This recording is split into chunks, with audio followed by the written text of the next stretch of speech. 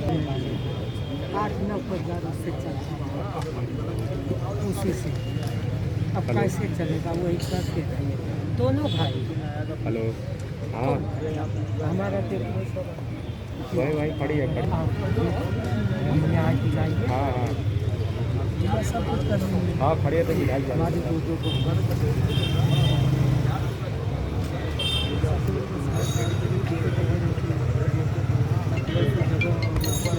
संसदीय क्षेत्र में जिस तरह से लगातार हत्याएं हो रही हैं, क्या कहेंगे मामले? नहीं, आप देखिए जिस तरीके की चीज़ें लगातार हम सब लोग इसको उठा रहे हैं, लगातार आप सबके माध्यम से आम जनता को बताया जा रहा है कि बनारस की स्थिति दिन प्रतिदिन खराब होती जा रही है।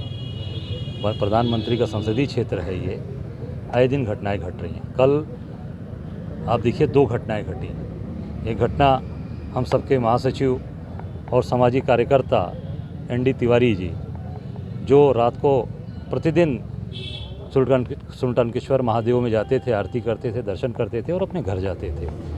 और सब ये पता चल गया कहीं ना कहीं अपराधियों को, तो उन्होंने रेकी करके एक उनकी हत्या कर दी, कांग्रेस के हमारे कार्यकर्ता की। दूसरी घटना, जो फल व्यवसायी थी, जो अपना फल बेच के अपने परिवार का जीवन यापन करता था, उनके पिताजी से मैं मिला। 12 परिवार उस फल व्यवसाय से उसके चलते थे। सोनू मौर्या की भी चाकू से गोद कर हत्या कर दी कि उसका भाई अभी ट्रॉमा सेंटर में जीवन मौत से जूझ रहा है। तो निश्चित तौर से ये सरकार की असफलता है। चाहे पुलिस, आप यहाँ पर कमिश्नर बैठा दीजिए, चाहे DGP बैठा लीजिए, जो व्यवस्थाएं हैं, क्योंकि लगातार सरकार अपराधियों को संरक्षण दे रही है, अपराधियों को बचा रही है। तो सरकार तो कह रही है कि अपराधी उत्तर प्रदेश में आने से डर रहे हैं। भाई, तो ये अपराध कहाँ से हो रहा है? प्रधानमंत्री के संसदीय क्षेत्र में घटनाएं घट रही हैं, तो ये कहाँ से? ये विदेश से आ रहे हैं लोग, यहीं के लोग हैं ना जिनको मार रहे हैं, हत्या कर रहे हैं। ये पूरी तरीके से सरकार के संरक्षण में चीज़ें चल रही हैं। और सरकार, मैं दावे के साथ कह सकता हूँ कि जो घटना इसके पहले भी हुई हैं, उसे भी अभी तक पूरी तरीके से, जो अभी घटना घटी तहसील की, उसको भी अब देखिए अभी तक वो भी खुली नहीं। कई घटनाएं ऐसी हैं जो लगातार अभी उसमें सस्पेंस बना हुआ है। तो सरकार केवल बड़ी बड़ी बात कर रही है, ज़मीन पर कोई काम नहीं कर रही है। ND तिवारी जैसे वरिष्ठ पत्रकार भी गोली मारे जा रहे हैं, तो क्या लगता है कितनी भयावह स्थिति है उत्तर प्रदेश? पूरी तरीके से अपराध से घिरे लोग हैं, और पुलिस के जो हनक होनी चाहिए, पुलिस का जो एक रुतबा होना चाहिए, वो ख़त्म हो चुका है। क्यों? क्योंकि पॉलिटिकल दबाव में है, पॉलिटिकल दबाव में निर्णय ले रहे हैं। जिसको सुरक्षा देनी चाहिए उसको सुरक्षा नहीं दी जा रही है, जिसको ज़रूरत नहीं है उसको सुरक्षा दे रहे हैं, जो उनके कार्यकर्ता हैं उसको सुरक्षा दे रहे हैं। तो इससे ये लग रहा है कि पुलिस फेयर काम नहीं कर पा रही है, दबाव में है, प्रेशर में है।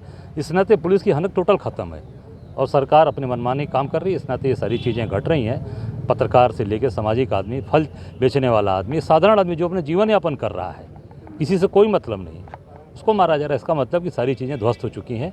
और प्रधानमंत्री के संसदीय क्षेत्र में जो VVIP कॉन्स्टिट्यूंसी है, यहाँ तत्काल इस पर कार्रवाई होनी चाहिए, और जो इस तरह के लोग शामिल हैं उनके ऊपर तत्काल एक्शन ले और तत्काल उनके ऊपर कड़ी से कड़ी। आपकी बात हुई है, तो क्या कोई अहम सुराग मिले हैं अभी तक कुछ ऐसे? नहीं, हमारे दोनों लोगों से बात हुई है। जो हमारे सोनू के पिताजी से बात हुई, उन्होंने कहा कि हमें न्याय चाहिए, और जो गरीब आदमी है उनको पूरी तरीके से सरकार कम से कम उनके परिवार को 25 लाख रुपए मुआवजा दे, और कहीं ना कहीं उनको एक सरकारी नौकरी देनी चाहिए। और उसी तरीके से ND तिवारी, जो हमारे पूर्व पत्रकार रहे हैं, वर्तमान में हमारे पार्टी के कार्यकर्ता हैं, हमारे जिले के पदाधिकारी हैं, उनके परिवार में भी एक नौकरी मिलनी चाहिए, और कम से कम 25 लाख रुपए उनको ये मुआवजा के तौर पर मिलना चाहिए।